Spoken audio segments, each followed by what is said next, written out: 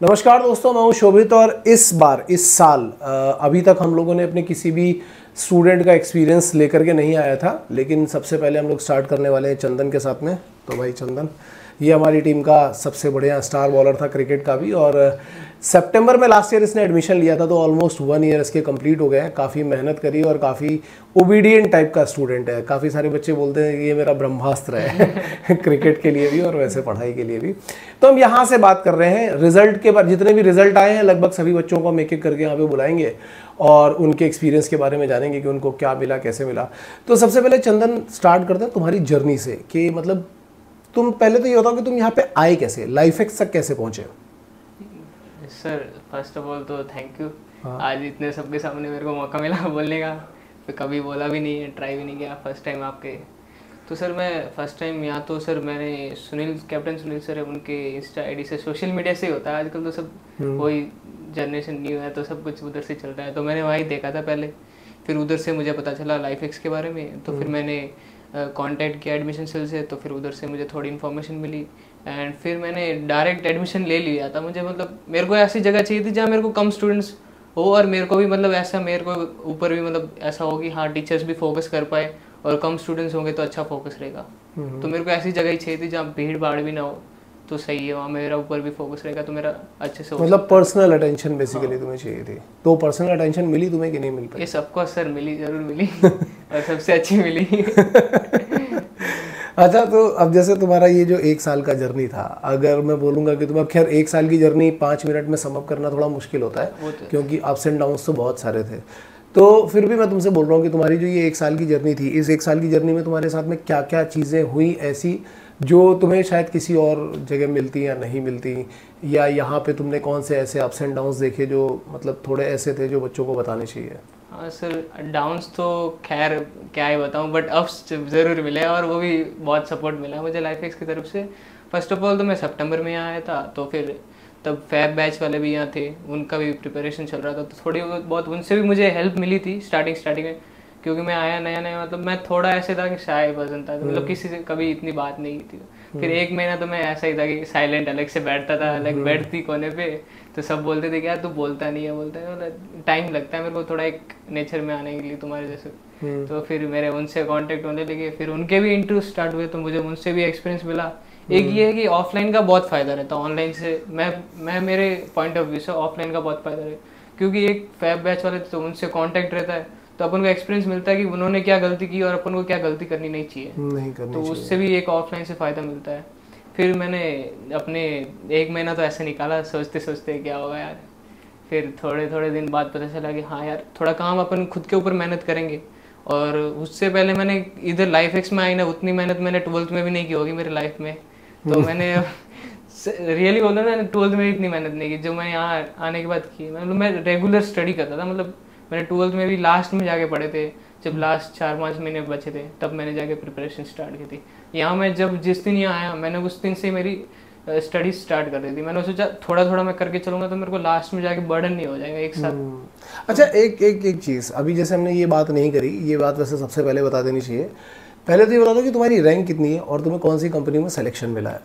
मेरी रैंक 3558 है, IMCT rank, और मैं ग्रेट ईस्टर्न से स्पॉन्सर्ड हूँ। और अभी और कौन से ऑप्शन है तुम्हारे पास आगे जाने के लिए?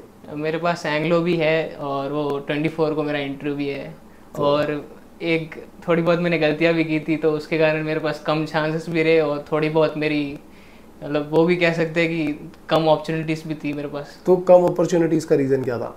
एक तो रीज़न था मेरी ओवर एज के कारण, और थोड़ा बहुत तो ओवर एज मतलब क्या, एज क्या है तेरी? मेरी सर 20+ हो गई सर। 20+ हो मतलब you are in between 20 and 21? Yes sir. तो गैप ईयर भी है। हाँ, तो इसकी वजह से कौन कौन सी कंपनी छूट गई तेरी? गैप ईयर तो मेरा मेन गैप ईयर तो ऐसा होता है कि कुछ लोगों का तो 12th के बाद होता है, मेरा तो मतलब 10th और 11th के बीच में था। मतलब मेरा एक तो यार तो 1 साल ड्रॉप था स्टडीज से, मतलब मैं बिल्कुल अलग ही हो गया था पढ़ाई से। पढ़ाई का मेरा और पढ़ाई का लेना देना ही नहीं था उस, क्योंकि कोविड के कारण, क्योंकि मैंने मेरी 10th चेन्नई से की थी, फिर मैं शिफ्ट हुआ राजस्थान, तो उसमें डॉक्यूमेंट्स के कारण मेरे को एडमिशन नहीं मिल पाया, तो वो गैप रह गया। ठीक है। फिर वहाँ मेरे को दिक्कत देखनी पड़ी 1 साल, फिर मैं घर पे ही बैठा रहा, कुछ कर नहीं पाया। तो एक तो वही गैप था। अब इसकी वजह से कंपनीज कौन सी मिस कर दी तूने? सर मैं एक MSc चली गई एज का और गैप ईयर के कारण, और समुद्रा चली गई, और फ्लीट चलेगी मेन, तो सबसे बड़ी कंपनी वो चलेगी, 2-3 चलेगी इधर।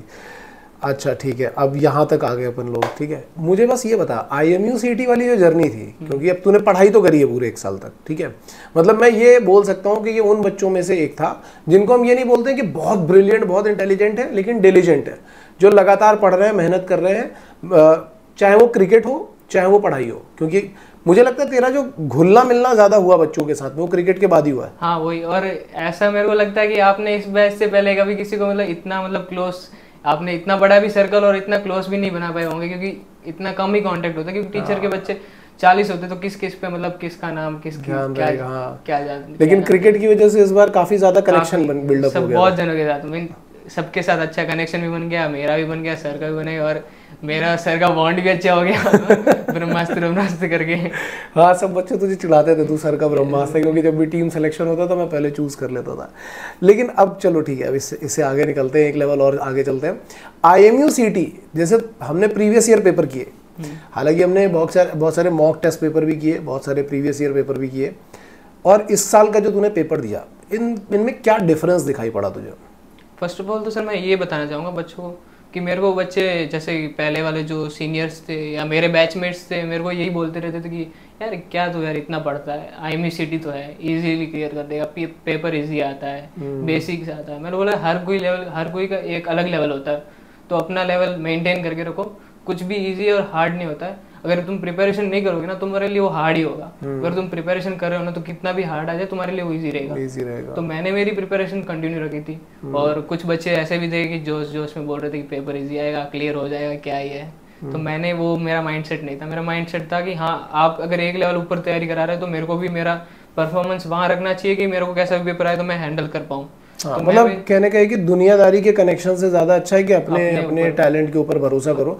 हाँ, ये भी सब बच्चों को समझ, जैसे कई लोग बोलते हैं ना, अरे बहुत आसान पेपर है, कुछ लोगों के लिए बहुत आसान हो सकता है, लेकिन इट मे भी पॉसिबल कि आपके लिए उतना आसान ना हो। तो आपको अपना रियलिटी चेक करना बहुत जरूरी होता है कि मेरी खुद की रियलिटी क्या है और क्या मैं इस रियलिटी को होल्ड करके रख पाऊंगा, मुझे कितनी मेहनत करनी है और कितनी नहीं करनी, क्योंकि कई बच्चों की इस बार रैंक खराब भी हुई उसके चक्कर में। हाँ, लास्ट ईयर से कंपेयर करेंगे तो इस बार का IMU CET कैसा था, इजी था या डिफिकल्ट था? Sir comparison to last year तो मतलब कंपटीशन भी बढ़ा है, तो पेपर का लेवल भी ऑफ कोर्स थोड़ा बहुत तो था ही, अच्छा ही था, ऐसा नहीं तो ग्राउंड तो। और कुछ लोग बोलते हैं कि 11th नहीं आती, इस बार 11th आ गई। हाँ तो देखो, 12th तो फिजिक्स में तो 12th पिछले साल से भरा ही हुआ था 2 साल से, लेकिन इस बार अचानक से 11th आ गया।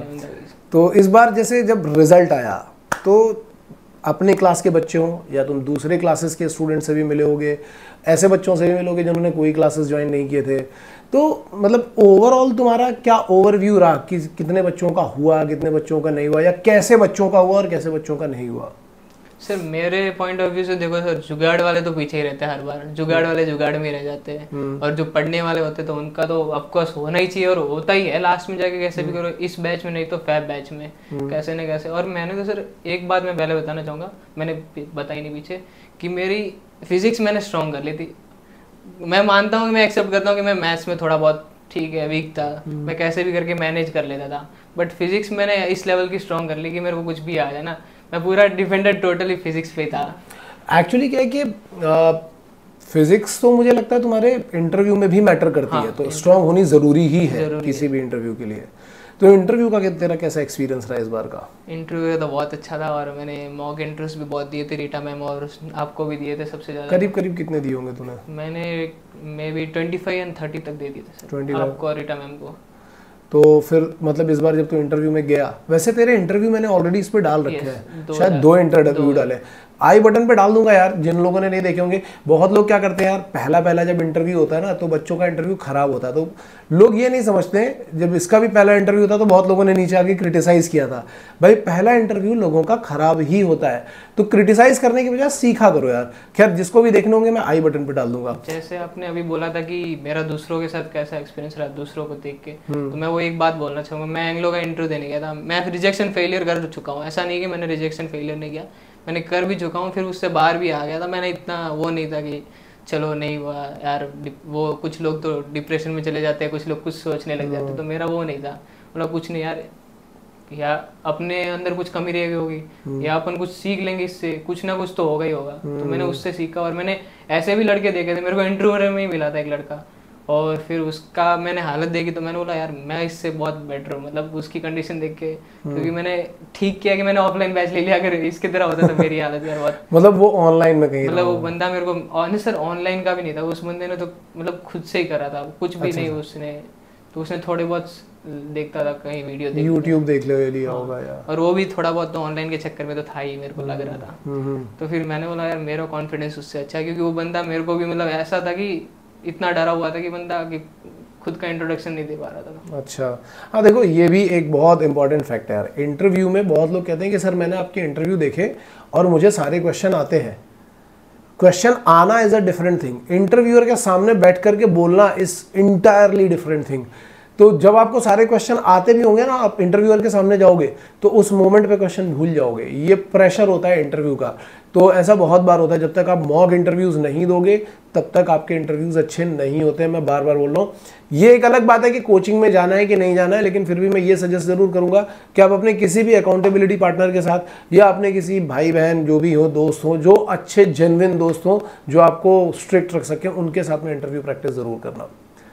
ये मैटर करता है सर बहुत, कि अगर आप एक इंटरव्यू भी नहीं दोगे, उधर सामने जाके न्यू कोई कैप्टन है उसके सामने आप बैठ जाओगे, आपको क्वेश्चन पूछेगा, आप क्या जवाब दोगे, आप तो मतलब एक तरह से घबरा ही जाओगे। तो मेरा उस इंटरव्यू से मैंने कुछ सीखा था, क्योंकि मेरा उससे ना कॉन्फिडेंस आ गया था, मेरा अलग लेवल का एक बिल्डअप हो गया था कॉन्फिडेंस कि यार अब तो मेरे को खैर किससे ही कुछ डर नहीं है, क्या ही डरना है, इधर दे दिया तो फिर आगे क्या है, आगे भी हो ही जाएगा। मतलब वो जो पहले 20-25 दिए थे उसका एक फायदा मिल गया होगा, उसका फायदा मिला तो उधर मेरा एक कॉन्फिडेंस रहेगा, बिल्डअप हो गया कि हाँ मैं दे सकता हूँ आराम से। अच्छा अब देखो, अब जैसे ये हुआ है, ये बहुत लोगों के साथ में होता है, तुम्हारे पास थी रैंक पर तुम्हारे पास स्पॉन्सरशिप नहीं थी। और मुझे लगता है सबसे आखिरी स्पॉन्सरशिप तुमको और इसको ही मिली है, 2 लोगों को ही सबसे आखिरी में मिली है। ये जो एक जो डिक्लाइन चल रहा था ना कि सब रैंक आ गई है लेकिन स्पॉन्सरशिप नहीं मिल रही, सबकी हो गई मेरी नहीं हो पा रही है, इसमें डिप्रेशन आता ही आता है, नेगेटिव आता ही आता है। ये कैसे हैंडल किया उन्होंने? तो फर्स्ट ऑफ ऑल तो मैं लाइफ एक्स टीम को सपोर्ट थैंक यू बोलना चाहूँगा, क्योंकि सपोर्ट था मेरा, जैसे रीटा मैम थे सर, आपका सपोर्ट था कि सब बोलते थे कि हाँ एक पॉजिटिव माइंडसेट लेके चलो, कि कहीं ना कहीं तो देखो मैटर करता है कि तुम्हारी प्रिपरेशन अच्छी है, और अगर तुमको नहीं मिल रही तो वेट करो, लास्ट तक वेट करो, अगर कोई कंपनी आ गई तो तुमको ऑब्वियसली लेगी, अगर तुम्हारी रैंक अच्छी है तो जरूर लेगी। तो मैंने वेट किया था एक पॉजिटिव माइंडसेट के, हाँ यार कोई ना कोई तो मिलेगी, ऐसा कुछ नहीं है कि नहीं तो फैब में ट्राई कर लेंगे, मेरा तो था कि फैब में ट्राई कर लेंगे, फिर आ गई कंपनी और मेरे को मिल गया। चलो ठीक है, ये मतलब देखा जाए तो ओवरऑल जर्नी ये एक पूरी एक ऐसी स्टोरी है जो आपको ये बताती है, परसिवरेंस की स्टोरी है। परसिवरेंस का मतलब होता है कि आखिरी सांस तक हार ना मानना। तो ये उन स्टूडेंट्स में ऐसा था कि जो शुरू से मेहनत करते चले आ रहे हैं, IMU-CT में भी अच्छा परफॉर्म कर रहे हैं, पहले रिजेक्शन भी हैंडल कर लिया कि एंग्लो ने नहीं लिया, ये सब रिजेक्शन भी हो गया, ठीक है, लेकिन एंड में आकर के स्पॉन्सरशिप भी निकाली अपनी मेहनत से। मुझे लगता है कि जितने टाइम से मैं पढ़ा रहा हूँ, मैंने तुझे पूरे 1 साल में केवल 1 दिन डिप्रेस देखा था, जिस दिन मैं तुझे पूछ रहा था कि क्या हुआ। अरे सर उस दिन तो पता नहीं, मुझे खुद को मैं मतलब पता नहीं था क्या हो रहा है मेरे साथ। मतलब उस दिन मेरे को अजीब सा ही लग रहा था, मतलब डिप्रेस भी नहीं कह सकते, बट एक था कि हाँ मन में कुछ और ही चल रहा था, मुझे भी समझ नहीं आ रहा था क्या चल रहा है। बट हाँ मतलब ये था कि मैं, Kuldeep sir, even Rita ma'am, सभी लोग ये बोल रहे थे कि हाँ तेरा हो जाएगा, डोंट वरी तेरा हो जाएगा। मतलब एक सर वही है ना कि आप लोगों ने बोला कि जब तक आप यहाँ हो तो ज़रूर होगा, मतलब आप हमसे कांटेक्ट में रहना। मैं लाइफ एक्स के कांटेक्ट में था, मतलब मेरे को 7 महीने हो गए मैं घर पे नहीं गया था, मैं लाइफ एक्स में ही था। मैंने सोचा कि अगर अपन एक बार घर पे चले गए ना तो मतलब वो होता है सर, रिदम ब्रेक हो जाएगी। हाँ तो एक वो होता है कि फिर वापस कंटिन्यू करना वही सेम मुश्किल होता है। तो मैंने सोचा यार वेट करते हैं, ज़रूर कोई ना कोई। तो मैंने सब जगह ट्राई भी किया था, कोई कॉलेज में कॉल किए थे, मतलब कंपनीज को कॉल किए थे, रैंक बताई थी, बट हाउएवर मेरी किस्मत ही ऐसी थी कि मेरे इस गैप ईयर वगैरह अगर मैं मानता हूँ कि मेरी कुछ मिस्टेक होगी, बट गैप ईयर के कारण भी मेरा एक बहुत लॉस रहा है, काफ़ी बड़ा लॉस रहा है। अच्छा अब क्या मैसेज देगा तू इस बार बच्चों को जो अब IMU-CT की तैयारी करने आ रहे हैं? आज से पहले की तो कहानी अलग थी कि 60% वाले भी आ गए, 63 वाले भी आ गए, ठीक है, गैप ईयर वाले भी आ गए, थोड़ा जुगाड़ वाले भी आ गए, लेकिन अब जो कंपटीशन इस बार देखा है, इसको देखने के बाद तेरा क्या मैसेज रहेगा इन बच्चों के लिए? मेरा भी PCM 74% है PCM, तो अब जो भी आ रहे हैं तो मैं सबको बोलूँगा यार मेहनत करो यार, क्योंकि देखो PCM भी मैटर कर रहा है बहुत। जैसे कि 90s वाले तो उनको बहुत ज़्यादा चांसेस मिल रहा है। जैसे मेरे फ्रेंड्स थे, वो क्रैश कोर्स में भी आए थे, तो उनको बहुत चांसेस मिला था 90 वालों को, और 85+80। तो वो बोलूँगा कि जिसका 70 PCM प्लस है तो उसका तो बस बहुत अपॉर्चुनिटीज़ है, मतलब है, और 90 है तो उसका तो कुछ बोल ही नहीं सकते, उसके पास तो बहुत है। तो मैं सजेस्ट करूँगा जिसके पास 65+ है तो वही इस फील्ड में आए। और ऐसा नहीं कि 60 वाला भी नहीं आ सकता, मतलब उस बंदे को है ना इतनी उस लेवल की मेहनत करनी पड़ेगी ना, तो वो करेगा तब भी होगा। जैसे कि अब सब कंपनीज अपना क्राइटेरिया बढ़ा रहे हैं, जैसे मैंने देख लिया कि 7 आइलैंड ने भी इस बार अपना बढ़ा दिया था 60 से 65 आ गए।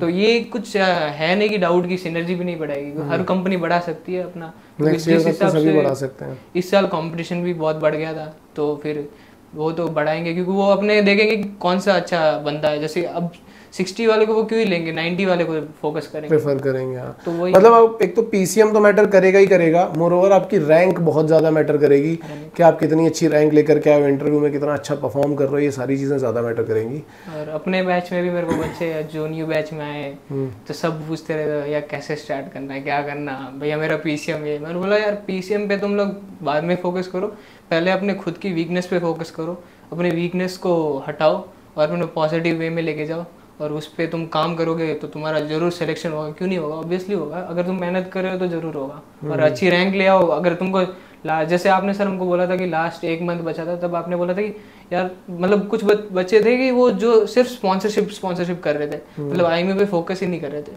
तो उनका तो मैं कुछ बोलना भी नहीं चाहूँगा इस वीडियो में, मेंशन नहीं करना चाहूँगा, बट वो बच्चे थे तो उनका भी थोड़ा डाउन चले गया रैंक। तो अगर उन्होंने आईएमए पे फोकस किया होता तो उनका अच्छा रहता, क्योंकि ऐसा चांसेस बहुत रहते हैं, क्योंकि कंपनीज के पास क्या होता है कि रैंक ना आने के कारण बच्चों को बाहर निकालना पड़ता है, तो उधर सीट्स एम्प्टी हो जाती, तो उनके पास चांसेस रहता है अच्छी रैंक वालों के। मतलब आईएमयू बेसिकली बहुत लोग आईएमयू को लाइटली लेते हैं, और मैं लास्ट मंथ में यही बोल रहा था कि इस समय तुम्हारे पास सिर्फ आईएमयू है, उसी के ऊपर कंप्लीटली फोकस करो और किसी चीज़ पे फोकस मत करो। अभी भी खैर स्टोरी सेम है, अभी भी अगर आपका पीसीएम डाउन है तो आपको 2 चीज़ों पे फोकस करना है, एक आईएमयू की अच्छी रैंक और दूसरा अपना अच्छा इंटरव्यू, इन 2 चीज़ों के ऊपर फोकस करना है। तो चलो ठीक है, ये काफ़ी सही एक्सपीरियंस है, and all the best Chandan. Thank you sir. ठीक है।